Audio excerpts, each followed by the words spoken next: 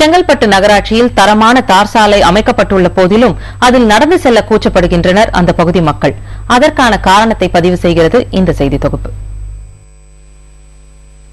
நீங்கள் பார்க்கும் இந்த இடம் காஞ்சிபுரம் மாவட்டம் செங்கல்பட்டுக்கு அருகேயுள்ள பழவேலி பகுதி. 32 வார்டுகளை உள்ளடக்கிய செங்கல்பட்டு நகராட்சியில் சேகரிக்கப்படும் குப்பைகள் அனைத்தும் இங்குதான் கொட்டப்படுகின்றன. நகராட்சிக்கு உட்பட்ட பகுதிகளில் இருந்து எடுத்துச் செல்லப்படும் கழிவுகள் சில நேரங்களில் குப்பை கிடங்கிற்கு வெளியே உள்ள சாலையில் கொட்டப்படுகின்றன.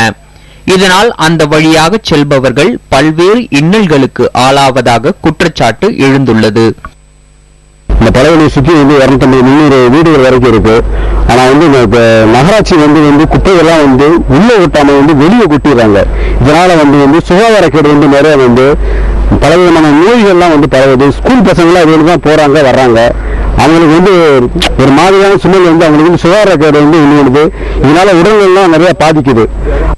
குப்பை கிடங்கில் இருக்க வேண்டிய கழிவுகள் சாலையில் கொட்டப்படுவதால் பாதசாரிகள் முதல் வாகனத்தில் செல்பவர்கள் என அனைவரும் பாதிக்கப்படுகின்றனர்.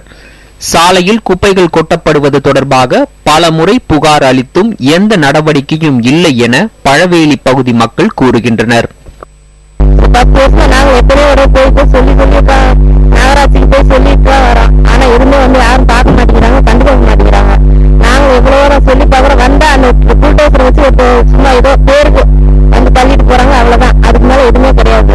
அப்புறம் திரும்பி கொஞ்ச நாள் கழிச்சு பார்த்தா அந்த குப்பைங்களாம் வெளியே தான் விட்டுறாங்க. மறுநாளே சொல்லி நாங்க மறுநாளே இங்கதான் கிடக்குது குப்பைங்களாம். இந்த சம்பவம் குறித்து செங்கல்பட்டு நகராட்சி ஆணையரிடம் கேட்டபோது பழவேலி பகுதியில் உள்ள குப்பைகள் விரைவில் அகற்றப்படும் என உறுதியளித்தார். புதிய தலைமுறைக்காக காஞ்சிபுரம் செய்தியாளர் ஜீவானந்தம் மற்றும் முருகனுடன் ஹசீப்.